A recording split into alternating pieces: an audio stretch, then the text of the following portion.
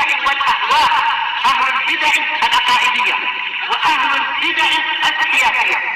نقول بيننا وبينكم السلف، بيننا وبينكم الكتب، كان فيقول البدع بيننا وبينكم. Bismillahirrahmanirrahim. Qala al-Imam an-Nawawi rahimahullahu ta'ala. Bab baru. Al-babu sadisu was-samanun, bab yang ke-86. Babul wafa'i bil ahad wa injazil wa'ad. Bab penunaian janji, penunaian perjanjian dan pelaksanaan janji. Hampir sama ya, ahad dengan wa'ad. Baik. Qala Allah Ta'ala wa aufu bil ahdi innal ahda kana mas'ula. Dan tunaikanlah oleh kalian perjanjian, karena sesungguhnya perjanjian itu akan dimintai pertanggungjawabannya, akan dipertanyakan. Baik. Banyak orang-orang dari kalangan Ikhwanul Muslimin, demikian pula orang-orang dari kalangan Jamaah Tabligh mengatakan kalian ilmu kalian tinggi, salafiyun, tetapi kalian tidak belajar akhlak dan tidak diajarkan akhlak. Ini salah. Riyadhus Shalihin kitab akhlak. Cuma orang yang tak hadir ya memang gimana dia akan mendapatkan pelajaran akhlak. Demikian pula anak-anak kurang mendapat pelajaran akhlak. Boleh jadi karena apa? Ya namanya di sekolah mungkin tak ada, bukan mungkin ya memang tak ada kan pelajaran Riyadhus Shalihin atau pelajaran Sahih Bukhari atau yang lain-lain yang memang mengajarkan akhlak dan seterusnya. Karena kalau kita mengikuti kitab-kitab ulama, di dalamnya ada butiran pelajaran akhlak banyak sekali. Nah, di antaranya ini yaitu penunaian janji dan juga penunaian kesepakatan, perjanjian dan seterusnya. Baik.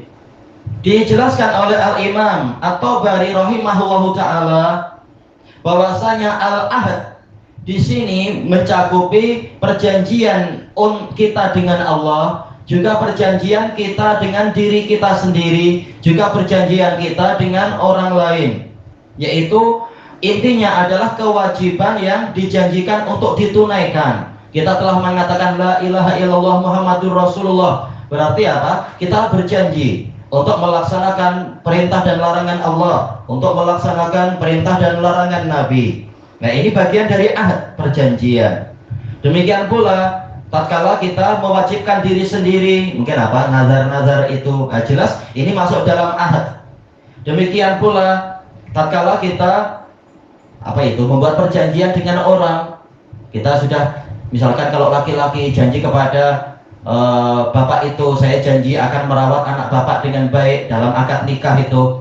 Nah, ini adalah perjanjian, apalagi dengan menyebut nama Allah. Maka itu semua adalah bagian dari perjanjian. Baik.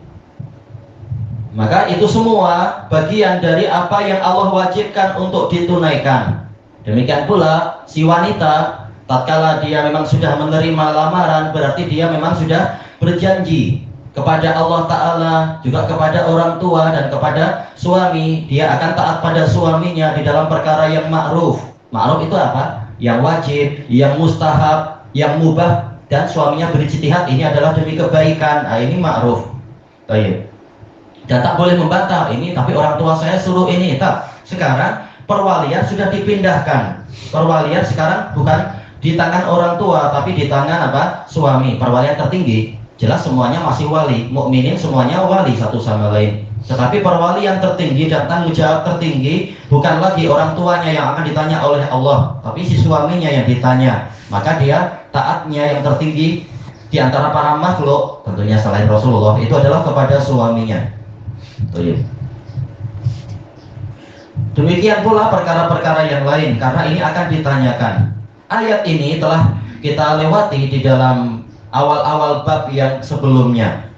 Kemudian kita masuk ke ayat yang berikutnya. Wa qala ta'ala wa aufu bi ahdillah, dan tunaikanlah perjanjian Allah.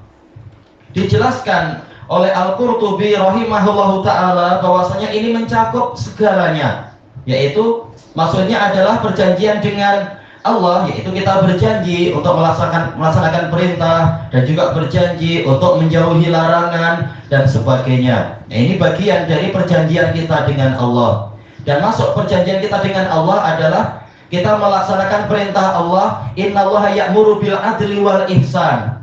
Berarti apa? Seluruh keadilan terkait dengan hak Allah, keadilan terkait dengan hak orang tua, hak anak istri, hak tetangga dan seterusnya, dan keadilan terkait dengan diri sendiri masuk di sini.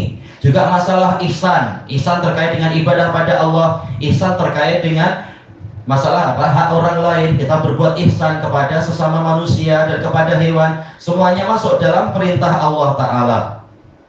Dan juga ihsan dari makna ketiga, yaitu al-itqan fil amal. Makna ihsan yang ketiga sebagaimana dijelaskan oleh Ar-Raghib Al-Asbahani di dalam kitab beliau Mufradat Al-Fadhil Quran. Kita sudah bekerja, yaitu diterima oleh bos untuk bekerja apa misalkan ya, toreh getah. Jangan malah berkhianat, jangan malah toreh sesuka hati bentuk zigzag atau bentuk tulisan apa, bentuknya sesuai dengan peraturan, namanya toreh getah ya, bentuknya ma'ruf itu. Jangan malah jadi vandalisme, dicoret-coret pokoknya atau diberi zat apa sehingga langsung apa keluar banyak sekali sehingga pokoknya jadi melemah. Tak boleh, sesuai dengan apa yang diperintahkan oleh bosnya. Ini namanya itqan fil amal. Demikian pula masuk di dalamnya adalah kalau ada tempahan apa itu, misalnya buat almari atau kabinet itu tempahannya begini, kesepakatannya begini, tak boleh kemudian korupsi atau membuat jadi buruk dan seterusnya. Ini tidak memenuhi perjanjian. Yang di dalam perjanjian itu adalah ihsan. Baik. Apa mengena ayat ini dengan ayat yang sebelumnya? Dijelaskan oleh Al-Qurtubi rahimahullahu ta'ala bahwasanya ini adalah bagian dari apa yang Allah perintahkan, yaitu ini dikandungi dari oleh ayat yang sebelumnya, innallaha ya'muru bil adli wal ihsan.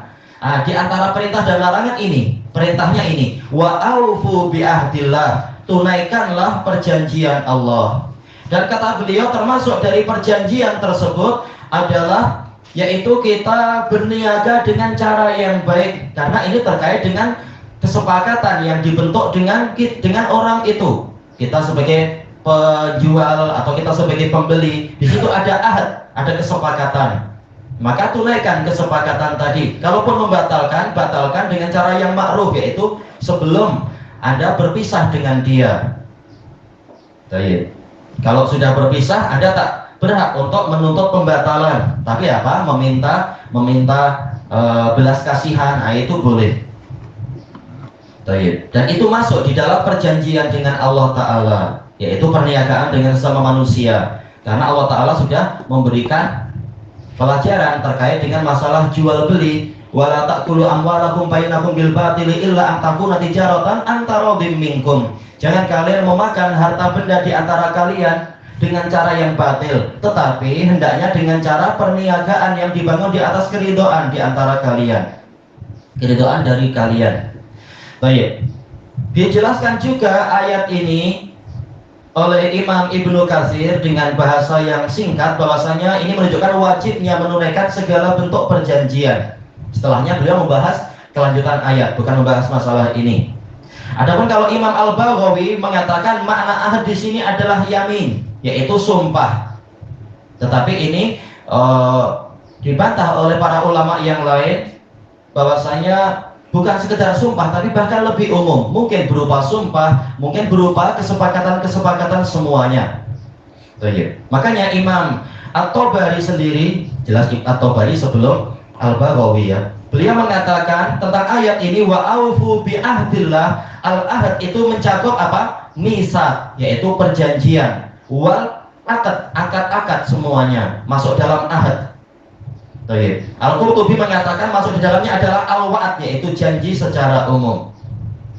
Dijelaskan oleh Imam Asy-Syanqiti rahimahullahu ta'ala bahwasanya telah terulang di dalam Al-Quran ayat banyak sekali mewajibkan kita untuk menunaikan perjanjian, dan ini adalah karakter kaum mukminin. Adapun karakter orang kafir, mereka memang biasa untuk melanggar perjanjian, untuk mengkhianati kesepakatan dan sebagainya.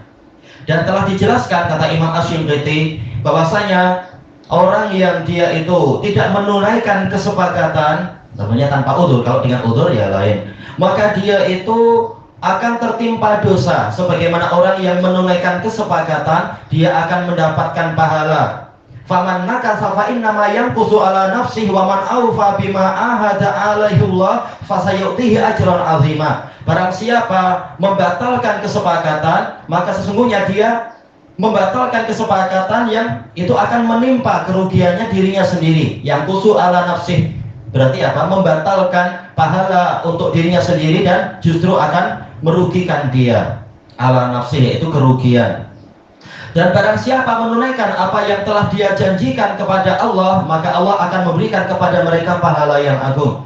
Jadi ini terkait dengan pahala dan terkait dengan dosa, pahala dan azab. Dan kata beliau, barang siapa menyelisihi perjanjian, boleh jadi dia akan terlaknat. Fabima naqadhihim mitsaqahum la'annahum wa ja'alna qulubahum qasiyah. Maka disebabkan karena mereka membatalkan kesepakatan, maka kami mengutuk mereka dan kami jadikan hati-hati mereka itu keras. Ya, satu dosa akan melahirkan dosa yang berikutnya dan seterusnya. Intinya adalah ayat ini memerintahkan kita untuk menunaikan perjanjian. Asalnya perjanjian dengan Allah, kemudian meluas ke para makhluk yang lain. Baik, ilahuna wallahu a'lam.